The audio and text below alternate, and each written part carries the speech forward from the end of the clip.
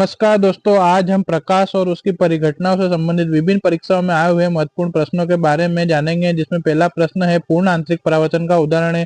तो साथियों, पूर्ण आंतरिक परावर्तन क्या होता है? जब प्रकाश सघन माध्यम से विरल माध्यम में जाता है तो प्रकाश का दूसरे माध्यम में न जाकर उसी माध्यम में लौट जाना पूर्ण आंतरिक परावर्तन कहलाता है। और यह पूर्ण आंतरिक परावर्तन की घटना कब होती है? जब वो प्रकाश के अपवर्तन कोण का मान 90 डिग्री से ज्यादा हो जाता है, या फिर उसके क्रांतिक कोण का मान 90 डिग्री से ज्यादा हो जाता है, तो उस वाली घटना को पूर्ण आंतरिक परावर्तन कहते हैं। और पूर्ण आंतरिक परावर्तन की घटना के कारण ही हमें कोई भी वस्तु चमकीली या चमकदार दिखाई देती है। तो इस प्रश्न का सही उत्तर ऑप्शन बी ग्रहों का चमकना सही रहेगा, क्योंकि पूर्ण आंतरिक परावर्तन के कारण ही हमें कोई भी वस्तु चमकीली या चमकदार दिखाई देती है, जैसे कि पानी का चमकना। तो साथियों, हमारा अगला प्रश्न है कि किसी व्यक्ति को अपना पूरा प्रतिबिंब समतल दर्पण में देखने के लिए दर्पण की न्यूनतम ऊंचाई कितनी लेनी होगी? तो साथियों, अगर किसी व्यक्ति को समतल दर्पण में अपना पूरा प्रतिबिंब देखना है तो उस व्यक्ति को उसकी लंबाई की आधी ऊंचाई का दर्पण लेना होगा। जैसे अगर उस व्यक्ति की ऊंचाई 6 फीट है तो उसको अपना पूरा प्रतिबिंब देखने के लिए 3 फीट की ऊंचाई का समतल दर्पण लेना होगा। तो इसका ऑप्शन बी व्यक्ति की लंबाई की आधी ऊंचाई का उसका दर्पण लेना होगा। अगला प्रश्न है कि टॉर्च में प्रयोग किया जाने वाला दर्पण कौन सा होता है? तो टॉर्च में सामान्यतः अवतल दर्पण का यूज किया जाता है, क्योंकि अवतल दर्पण क्या कार्य करता है? प्रकाश की सभी किरणों को एक बिंदु पर लाने का कार्य करता है।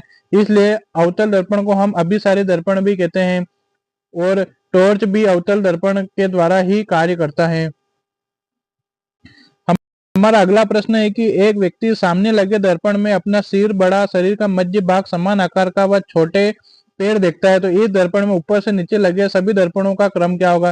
तो अगर कोई व्यक्ति अपना सिर उस दर्पण में बड़ा देख रहा है तो वह कौन सा दर्पण होगा? वह हमेशा ही अवतल दर्पण होगा, क्योंकि अवतल दर्पण में बनने वाला प्रतिबिंब ही वस्तु के आकार का बड़ा बनता है। और अगर उस व्यक्ति को का मध्य वाला भाग उस व्यक्ति को बराबर आकार का दिखाई दे रहा है तो वह हमेशा समतल दर्पण होगा, क्योंकि समतल दर्पण में बना प्रतिबिंब वस्तु के बराबर आकार का बनता है। और अगर उसके पैर उससे छोटे दिखाई दे रहे हैं तो वह वाला दर्पण उत्तल दर्पण होगा, क्योंकि उत्तल दर्पण में बना प्रतिबिंब वस्तु के आकार का छोटा बनता है। तो इसका सही उत्तर अवतल, समतल और उत्तल दर्पण सही रहेगा। इसका ऑप्शन बी सही रहेगा। हमारा अगला प्रश्न है कि वर्ण विक्षेपण में प्रकाश के विचलन का क्रम क्या होता है? तो वर्ण विक्षेपण किसे कहते हैं? तो साथियों, वर्ण विक्षेपण वह एक प्रकाश की किरण या फिर प्रकाश की तरंग द्वारा प्रदर्शित किया जाने वाला ये गुण है। और इस वर्ण विक्षेपण में प्रकाश जो होता है वह छोटे छोटे कणों से टकराकर विभिन्न भागों में फैल जाता है, जिसे हम प्रकाश का वर्ण विक्षेपण कहते हैं। और वर्ण विक्षेपण के कारण ही हमें वस्तुओं में रंग दिखाई देते हैं। तो वह प्रकाश जो कि सबसे ज्यादा विचलित होता है वह होता है बैंगनी रंग, क्योंकि वर्ण विक्षेपण की प्रक्रिया में बैंगनी रंग की तरंग दैर्घ्य सबसे कम होती है, जिसके कारण बैंगनी रंग का विचलन सबसे ज्यादा होता है। और बैंगनी के बाद नीले नीला का होता है, फिर पीला और लाल। तो इस ऑप्शन का ऑप्शन ए सही रहेगा। बैंगनी का विचलन सबसे ज्यादा रहेगा, उसके बाद नीला, फिर पीला और लाल रंग का विचलन सबसे कम होता है, क्योंकि लाल रंग की तरंग दैर्घ्य का मान सबसे ज्यादा होता है। तो अगला प्रश्न है, जब धूप वर्षा की बूंदों पर गिरती है तो इंद्रधनुष बनता है। इसके लिए निम्न में से कौन सी परिघटनाएं जिम्मेदार है?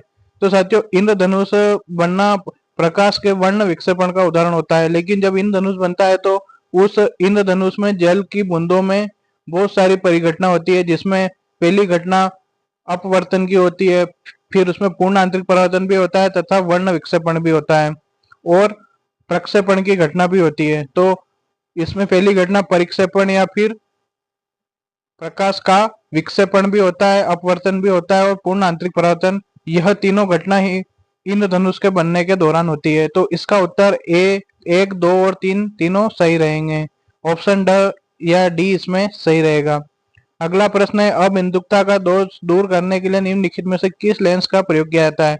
तो साथियों, अबिंदुकता दोष क्या होता है? इसमें जो होता है हमारे आंख में जो ये कॉर्निया होता है, उस कॉर्निया वाले भाग का आकार इसमें बदल जाता है, क्योंकि सामान्यतः जो होता है वह कॉर्निया का आकार गोल होता है, और इस अबिंदुकता दोष में कॉर्निया का आकार गोल ना होकर अंडाकार हो जाता है, जिसके कारण हमारे जो आंख एक एक वस्तु का प्रतिबिंब बनाती है, उसकी जगह वह एक या एक से अधिक बिंदुओं पर वह प्रतिबिंब का निर्माण करती है, जिसे हम अबिंदुकता दोष कहते हैं। और इस दोष को दूर करने के लिए हम सिलेंडरी लेंस या बेलनाकार लेंस का उपयोग किया जाता है। तो अबिंदुकता दोष को दूर करने के लिए सिलेंडरी लेंस का उपयोग किया जाता है, तो इसका ऑप्शन ए सही रहेगा। अगला उदाहरण है, साबुन के बुलबुले के चमकीले रंग निम्नलिखित में से किसके कारण होते हैं?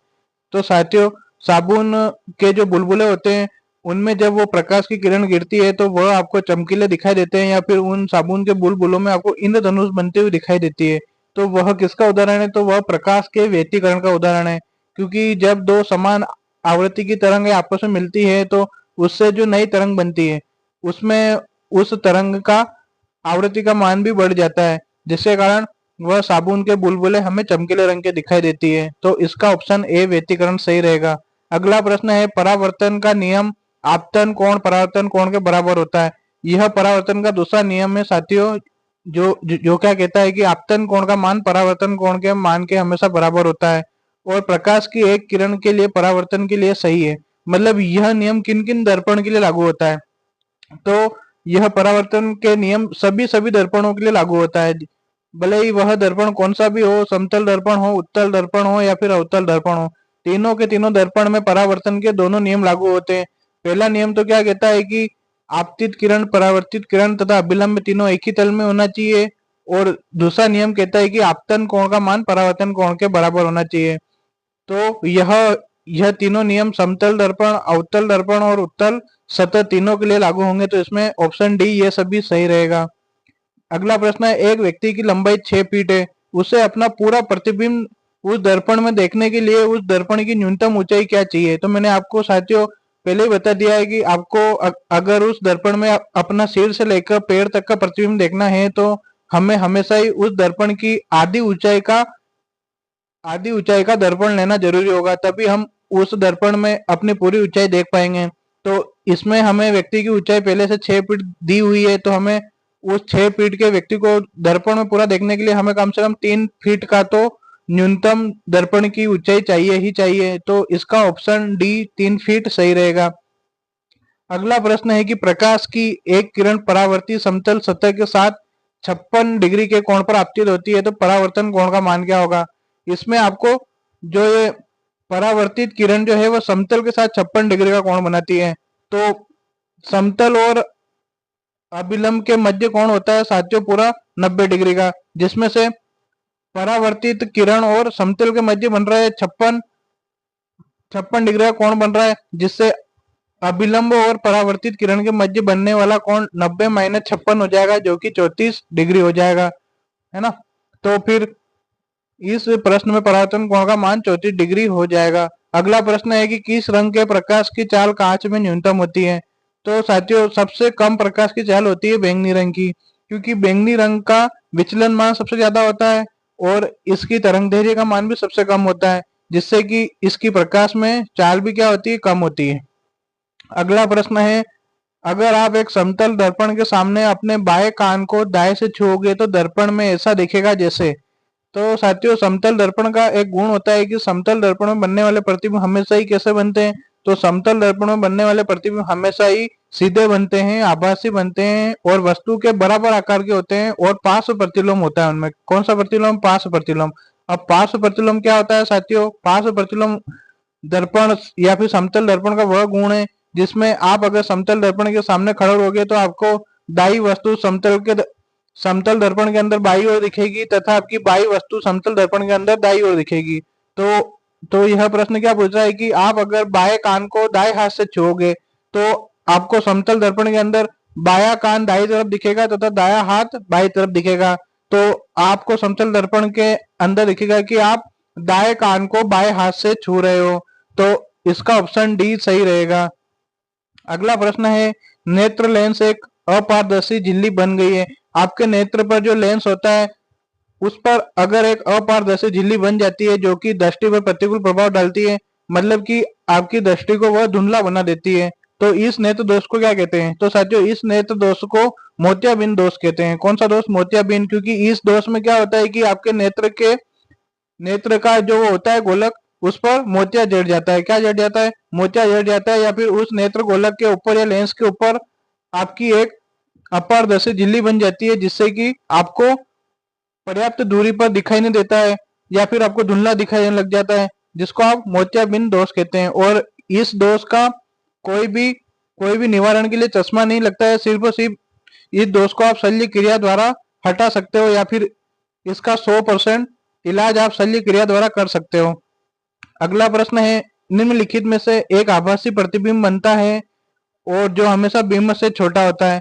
तो साथियों, आभासी और छोटा प्रतिबिंब हमेशा ही कौन से दर्पण में बनता है? तो उत्तल दर्पण में बनता है। कौन सा दर्पण में बनता है? उत्तल दर्पण में। तो इस प्रश्न में आपको उत्तल दर्पण नहीं दिया गया है, तो फिर उत्तल दर्पण में जो प्रतिबिंब बनता है वो का वो प्रतिबिंब लेंस में अवतल लेंस द्वारा बनाया जाता है। तो इस प्रश्न में आपको अवतल लेंस दिया गया है, तो इस प्रश्न का सही उत्तर अवतल लेंस रहेगा, क्योंकि उत्तल दर्पण द्वारा बनने वाला प्रतिबिंब होता है हमेशा सीधा, आभासी और वस्तु से छोटा होता है, और अवतल लेंस द्वारा बनाया गया प्रतिबिंब भी हमेशा सीधा, आभासी और वस्तु से छोटा होता है।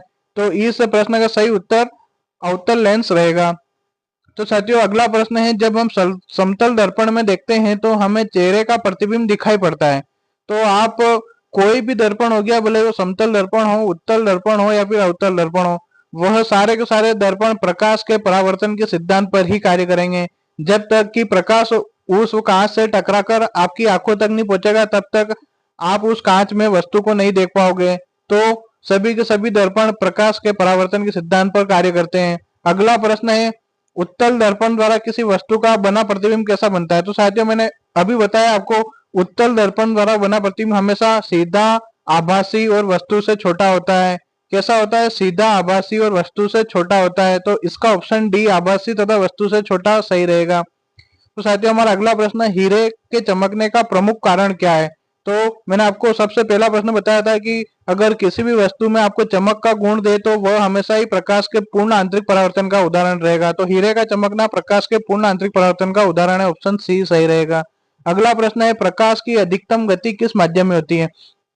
तो साथियों, सबसे अधिक गति प्रकाश की निर्वात में होती है। कहाँ होती है? निर्वात। निर्वात कौन सी कंडीशन होती है? निर्वात वह कंडीशन है जहां पर ऑक्सीजन या कोई भी वायु उपस्थित नहीं होती है, और इस निर्वात में प्रकाश की गति सर्वाधिक होती है, क्योंकि प्रकाश इस माध्यम में कोई भी उसको अवरोध प्राप्त नहीं होते हैं, जिसके कारण कि प्रकाश फ्रीली गति करता है। और निर्वात के बाद सबसे अधिक गति गैसों में होती है, और गैस के बाद द्रव में, तथा सबसे कम गति ठोस में होती है। तो इस प्रश्न का सही उत्तर ऑप्शन डी, निर्वात, सही रहेगा। अगला प्रश्न है, प्रकाश के परावर्तन के नियम के अनुसार इनमें से कौन सा सही है? तो प्रकाश के परावर्तन के मैंने आपको दो नियम बताए थे। पहला नियम तो क्या कहता है? आपतन, आपतित किरण, परावर्तित किरण और अभिलंब तीनों एक ही तल में होना चाहिए। और दूसरा नियम कहता है कि आपतन कोण का मान परावर्तन कोण के बराबर होना चाहिए। तो इस प्रश्न में आपको परावर्तन का दूसरा नियम पूछा है, जो क्या कहता है? आपतन कोण का मान परावर्तन कोण के बराबर होता है। तो इसका ऑप्शन बी सही रहेगा। अगला प्रश्न है, जब एक श्वेत प्रकाश प्रिज्म से गुजरता है या पारित होता है तो वह कितने रंगों में विभाजित होता है? तो यह आपको प्रकाश के वर्ण विक्षेपण के बारे में पूछ रहा है कि जब एक श्वेत प्रकाश किसी प्रिज्म से गुजरता है तो वह 7 रंगों में विभक्त होता है, क्योंकि श्वेत प्रकाश 7 रंगों से मिलकर बना होता है, जिनको हम विबग्योर के नाम से भी जाना जाता है, और इन्हीं 7 रंगों से मिलकर श्वेत प्रकाश बनता है। और अगला प्रश्न है कि लेंस की पावर की इकाई है, तो हम लेंस की पावर को हमेशा डायोप्टर में मापते हैं। किसमें मापते हैं? डायोप्टर में। तो इसका ऑप्शन डी सही रहेगा। अगला प्रश्न है कि आकाश का रंग नीला क्यों दिखाई देता है या फिर नीला क्यों प्रतीत होता है? तो साथियों, आकाश का रंग नीला दिखाई देने का कारण होता है प्रकाश का प्रकीर्णन। क्या होता है? प्रकाश का प्रकीर्णन। प्रकीर्णन क्या होता है? ये मैंने आपको पहले बताया है कि जब जब प्रकाश छोटे छोटे कणों से वो गुजरता है तो छोटे छोटे कण क्या करते हैं? प्रकाश को विभिन्न दिशाओं में बिखेर देते हैं।